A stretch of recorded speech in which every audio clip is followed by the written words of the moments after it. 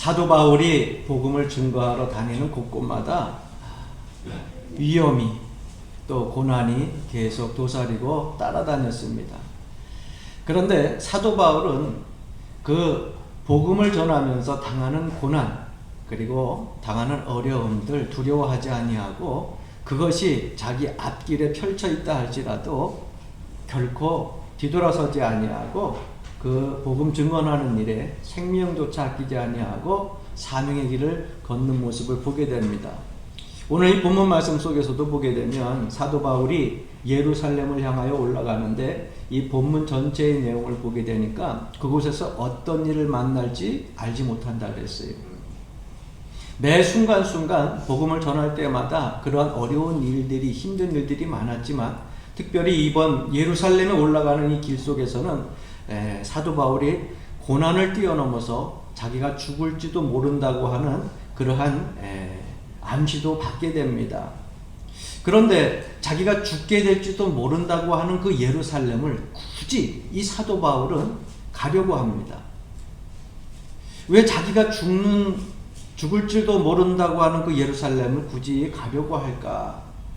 저는 저와 여러분들이 오늘 이 말씀을 통해서 특별히 오늘 임원, 임명예배 그리고 또 헌신예배로 드려지는데 이 사도 바울이 거룩한 사명을 위해서 죽음도 불사하고 그곳에 가고자 하는 그 마음의 결단을 통하여서 여러분들도 거룩한 사명의 의미를 깨닫고 그 길을 담대하게 걸어갈 수 있기를 주 이름으로 간절히 축원합니다. 그럼 사도 바울이 왜 굳이 이 예루살렘 이곳에 가서 복음을 전하려고 죽을 줄 알면서도 그곳에 가려고 했느냐? 첫 번째는 성령님의 지시가 있었기 때문이에요. 즉 다시 말하면 하나님의 명령이 있었다고 하는 것입니다. 오늘 이 본문 말씀 22절 말씀에 보니까 보라 이제 나는 성령에 매여 예루살렘으로 가는데 거기서 무슨 일을 당하는지 알지 못하느라. 성령에 매여가지고 예루살렘을 향하여 가는데 그곳에서 어떤 일을 당할지 모른다 그랬어요. 그런데 사도 바울이 무엇에 매였다고 지금 말씀하고 있냐면 성령에 매였다 그랬어요. 성령에. 여러분 성령에 매임 받았다고 하는 것은 대단히 중요한 일입니다. 우리가 매 순간순간 우리의 사명을 감당하려면 주의 성령의 매임을 받아야 돼요. 할렐루야. 우리가 환경을 따라가다 보면 어떨 때는 여러분 그 환경 때문에 내가 시험에 들 때가 있고요. 엉뚱한 길로 갈 때가 있어요. 또 내가 인간적인 유익을 쫓아서 살다 보면 그때 당시에는 한시적으로 잠깐 나에게 유익이 올 수가 있어요. 내가 좀 더 많은 것을 얻을 수도 있어요. 그러나 사람의 인위적인 유익을 따라서 가다 보면 어느 순간에 그것도요 끝날 때가 있어요. 그래서 우리는 하나님의 말씀을 통하여서 이제 임원으로 임명이 되게 되면 하나님 나라를 위해서 일하는 일꾼으로 시작이 되어지는 겁니다. 그러니까 이 한 해 동안에도 여러분 성령께서 여러분들의 마음을 붙잡아서 성령이 이끄시는 대로 움직이고 또 말씀을 증언하고 또 복음을 전하는 귀한 복된 삶이 이어지기를 주 이름으로 간절히 축원합니다. 사도 바울은 고난이 있을 것을 알았어요. 혹시 죽을지도 모른다고 하는 생각도 가지고 있었어요. 그럼에도 불구하고 이 예루살렘을 향하여 가는 것은 오직 성령님께서 그 마음을 주장하여 주셨기 때문이라고 하는 것입니다. 이토록 사도 바울은 복음을 전할 때마다 성령께서 지시하는 대로 하나님께서 말씀하시는 대로 순종하며 따라갔어요. 왜? 여러분 사실 복음이 이 유럽 쪽으로 먼저 전파되어졌지만은 사실은 이 아시아에 먼저 들어올 수도 있을 뻔했어요. 왜? 사도 바울이 아시아에 가가지고 복음을 크게 전하고 싶어 했어요. 그런데 예수님의 영이 허락지 아니해가지고 마게도니아로 가서 말씀을 전하는 그러한 내용의 말씀이 성경에 기록되어져 나옵니다. 사도행전 16장 6절부터 7절 말씀에 보게 되면 성령이 아시아에서 말씀을 전하지 못하게 하시거늘 부르기아와 갈라디아 땅으로 다녀가 무시아 앞에서 이르러 비두니아로 가고자 애쓰되 예수의 영이 허락하지 아니하시는지라. 그러니까 성령께서 허락하시지 아니하니까 사도 바울은 아시아에 먼저 가서 사실 복음을 막 전하고 싶고 좋은 환경과 여건이 막 지금 주어진 것 같은데 성령께서 허락지 아니하시고 오히려 발길을 돌리게 하십니다. 그럴 때 자기의 뜻대로 내 마음대로 나는 이곳에 가서 그냥 복음 전해야겠습니다 하고 자기 기분 낚이는 대로 자기 그냥 뜻대로 주장대로 전했다고 하면 어떤 일을 당했을지 모를 거예요. 사도 바울은 말씀을 전하는 가운데 있어서도 성령의 매음을 받아서 성령의 지시를 받았다고 하는 사실이에요. 여러분, 우리가 신앙생활 할 때 똑같습니다. 내 기분 내키는 대로 신앙생활 한다고요? 여러분, 그 신앙생활 바로 한다고 생각할 수가 없어요. 내 생각만 하고 내 생각이 이렇다 저렇다 해가지고 내 생각대로 신앙생활 하다 보면은요, 어느 순간에 확 무너져요. 확 무너져. 사람 때문에 시험 들고, 환경 때문에 시험 들고, 조건 때문에 시험 들고, 별것 아닌 건데, 어떤 사람은 날씨 때문에도 시험 들어. 오늘 날씨 좋았으면 좋겠는데 눈이 오네, 비가 오네, 미세먼지가 꼈네. 왜? 내 기분대로 모든 세상 일들이 잘 돌아간다면 얼마나 좋겠어요. 그러나 그렇지 않아요. 그러므로 우리가 하나님의 일을 할 때에도 내가 좋은 것을 할 때도 있지만은 내 마음에 안 드는 것도 할 때가 있어요. 그런데 정말 중요한 것은요, 여러분, 성령께서 여러분들 마음을 지시해서 성령의 매음을 받아가지고 내가 하고 싶은 거 좋은 것만 하는 것이 아니라 내 마음에 들지 않아도 할 수 있는 것, 그것이 사명자의 길이라는 거예요. 할렐루야. 그래서 시편 기자는요, 복음을 전하고 십자가의 길을 걸어가고 믿음의 길을 걸어가는 거, 예수님의 제자가 되어지는 그 길은요, 울면서 씨를 뿌리는 것과 같다 그러잖아요. 울면서 씨를 뿌리는 것과 같다. 하나님의 자녀들은 성령에 매여서 그의 지시를 받고 순종해야 할 줄로 믿습니다. 그래서 우리가 하나님 그 지시, 성령의 지시를 받기 위해서 자꾸 깨어 기도하라는 거예요.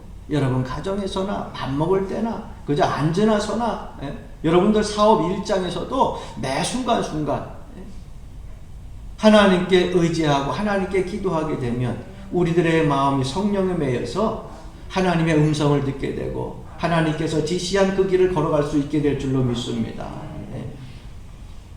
그래서 기도 막 잘하고 또 그다음 하나님 말씀 자꾸 묵상하는 사람들은요, 목회자가 충고하게 되면 또 그 목회자 충고도 잘 받아들여요.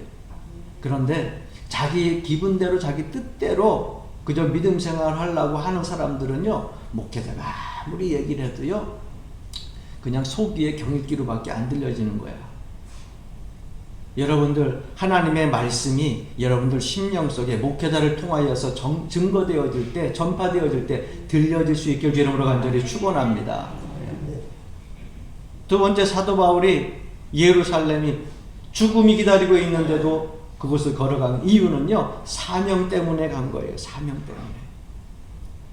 오늘 여러분들이 함께 봉독한 24절 말씀 보게 되면, 내가 달려갈 길과 주 예수께 받은 사명, 곧 하나님의 은혜의 복음을 증언하는 일을 마치려 하면은 나의 생명조차 조금도 귀한 것으로 여기지 아니하노라. 이렇게 말씀하고 있어요. 사도 바울이 가진 사명이 뭐라고 고백하고 있느냐? 하나님의 은혜, 하나님께 받은 그 은혜, 그 은혜의 복음을 전하는 것, 이것이 자기의 사명이라는 거예요. 이것이. 여러분, 집사님, 권사님, 장로님, 목회자, 여러분 주어진 사명이 뭐예요? 사명. 그 첫 번째 사명이 뭐냐? 죄에서 구원받은 하나님의 은혜, 천국 백성 삼아주신 그 은혜, 그 은혜를 잊지 못하여 가지고서 세상에 나가 예수 그리스도의 그 살아계심을 증거하고 그 피 흘리신 복음의 능력을 증거하는 것, 이것이 바로 우리의 사명이라고 하는 거예요. 그래서 사명자는요, 오직 예수 그리스도를 증거하는 거예요. 임원들이 해야 될 일, 첫 번째 사명이 뭐예요? 여러분, 교회 봉사도 있어요. 헌신도 있어요. 다 해야 돼요. 다 좋은 거고. 그런데 가장 중요한 것은 뭐냐? 복음을 전하는 거예요. 복음을 전하는 거예요. 여러분들이 구원받은 그 자리에서, 은혜 받은 그 자리에서 나를 구원해 주신 하나님의 은혜를 생각하면서 이 세상에 죽어가는 그 영혼들을 불쌍히 여기고 그 사람들에게 복음을 전하는 거예요. 할렐루야. 나만 구원받으면 됐지. 내 주변의 친구가 어떻게 되든 말든, 내 자녀가 어떻게 되든 말든, 내 부모가 어떻게 되든 말든 아니에요. 하나님의 은혜로 내가 구원받았으면 그 영혼도 불쌍히 여겨서 여러분들이 아는 모든 사람들에게 복음을 증거하는 거. 그것이 여러분들이 이 세상을 살아갈 때 하나님께로부터 부여받은 사명임을 잊지 마시기를 바랍니다. 사람들이 세상을 사는 방법들은요, 여러 가지 있어요. 어떤 사람은 남보다 더 잘 살기 위해서 그저 잘 사는 것에 목표를 두고 사는 사람이 있고, 어떤 사람은요, 내가 어떤 목표를 이루기 위해서 무언가 성취하기 위해서, 명예를 이루기 위해서 어떤 성취욕 때문에 만족감을 누리기 위해서 사는 사람이 있어요. 그러나 오늘 임원으로 임명되는 여러분들은 하나님께서 주신 귀한 사명, 복음 증거하는 사명, 그것을 목표로 삼고 일평생 살아가야 될 줄로 믿습니다. 복음을 전하다 보면은요, 어려움도 오고요, 고난도 오고요, 힘든 여러 상황들이 닥쳐올 수도 있어요. 그러나 두려워하지 마세요. 두려워하지 마세요. 우리가 사명감을 가지고 복음을 전하는 일이 여러분 편하고 좋은 일들만 생기는 것은 아니에요. 고난과 어려움이 온다 할지라도 그 복음을 전하다 보면, 울면서 씨를 뿌리다 보면 기쁨으로 열매를 거두고 달을 거두는 날이 반드시 온다고 하는 것을 확실하게 믿고 여러분 사명 감당하시기를 바랍니다.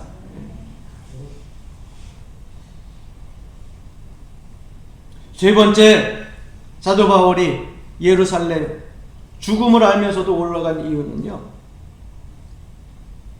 하나님의 사명이 인정보다 귀하다고 하는 것을 알았기 때문이에요. 여러분, 사도행전 21장 13절에 보게 되면 바울이 대답하되 여러분이 어찌하여 울어 내 마음을 상하게 하느냐? 나는 주 예수의 이름을 위하여 결박당할 뿐 아니라 예루살렘에서 죽을 것도 각오하였노라 하니, 이렇게 말씀하고 있어요. 예루살렘을 향하여서 간다고 하는데 사도 바울이 어떠한 일들을 당할지 이미 다른 주변의 성도들도 다 알고 있었다는 거죠. 그래서 에베소의 교인들이요, 막 가기를 만류해요. 뿐만 아니라 빌립의 딸들이 몇 명 있었는데 그 빌립의 딸들도 사도 바울이 복음을 전하면서 함께 거주하면서 너무 많은 은혜를 받았기 때문에 사도 바울을 잃는 것이 너무 싫어서 제발 가지 말라고들 만류를 합니다. 또 성경에 보니까는요, 아가보 선지자라고 하는 사람도 가지 말라고 만류를 해요. 그럼에도 불구하고 사도 바울은 사명 때문에 인정을 뿌리치고 올라갑니다. 여러분, 하나님의 일꾼은 인정에 매여서는 안 돼요. 인정과 주님께서 가르쳐 주신 주님의 사랑과 혼돈하지 마십시오. 에이, 목사님 그래도 인정이 있는데, 그래도 정이 있는데. 여러분, 인정이 있다고 하는 건 좋은 거예요. 필요한 것이고요. 그러나 주님께서 우리에게 주신 그 사랑을 전하는 것하고 인정하고, 여러분 분명히 혼돈하지 말고 구분할 줄 알아야 돼요. 그럼 사람의 인정이 먼저냐? 아니면은 주님께서 나에게 주신 사명이 먼저냐? 여러분, 이 인정 때문에 주님께서 주신 사명을 감당하지 못한다고 하면은 그건 사명자의 길을 걸어가지 못하는 거예요. 바른 신앙이라고 할 수가 없어요. 그렇다고 여러분들 인정머리 없게 살지 말라는 얘기는 아니에요. 사람이 정이 있어야지. 권사님도 집사님도 우리 교인들 서로 정이 있어야지. 그렇죠? 안 그런가? 마스크는 썼어도 말은 할 수 있다. 여러분, 정이 있어야죠. 뜨거운 정들이 있어야 될 거 아니에요. 어쨌거나 고운 정도 있어야 되고, 우리나라에게 이 특별한 단어지만은 미운 정도 있어야 된다는데, 사람을 미워하다 보면 정이 든대. 그래서 미운 정이라 그러잖아요. 그런데 여러분, 고운 정보다 미운 정이 더 무섭다 그러잖아요. 시어머니 그렇게 보기 싫어가지고서 그냥 평생에 보고 싶지 않고 그런데 돌아가시면은요 제일 많이 우는 게 미운정 든 며느리가 제일 많이 울어. 이렇게 미운정이 무서운 거예요. 여러분, 그래서 정냄이 없이 사는 것보다 정 있는 거 좋아요. 그런데 여기에 하나님께서 우리에게 주신 사명이 딱 결부되어질 때는요, 우리가 때때로는 인정도 끊을 수 있는 결단이 필요해요. 아무리 정으로 인정으로 매어져 있다고 해서 함께 계속해서 하나님께서 기뻐하시지 않는 그 길을 가자고 자꾸 이야기하고 죄를 짓자고 얘기하는데 여러분 정 때문에 갈 거예요? 아니에요. 죄는 하나님과 결벌하는 거예요. 아무리 정적으로 인정이 있어서 아무리 친하다 할지라도 그건 함께 갈 수가 없어요. 하나님의 사명하고. 따라합시다. 하나님의 사랑이나 하나님이 주신 사명이 사람의 인정보다 앞서야 된다. 그런데 그 정 때문에 끌려다니는 사람들이 종종 있는데요. 그 정을요 끊어버려야 돼요.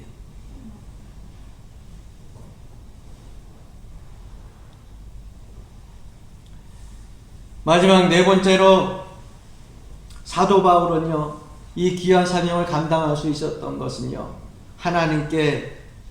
하나님께만 도움을 구했기 때문이에요. 여러분, 참 어려운 겁니다. 사람이 힘들고 어렵게 되면 자꾸 주변에서 나를 도와줄 사람을 먼저 보게 돼요. 여러분, 그렇지 않아요? 살면서 보게 되면 힘들고 어렵게 되면 가장 근방에서 나를 도와줄 사람들을 먼저 보게 되고요. 어떤 환경과 조건을 찾게 됩니다.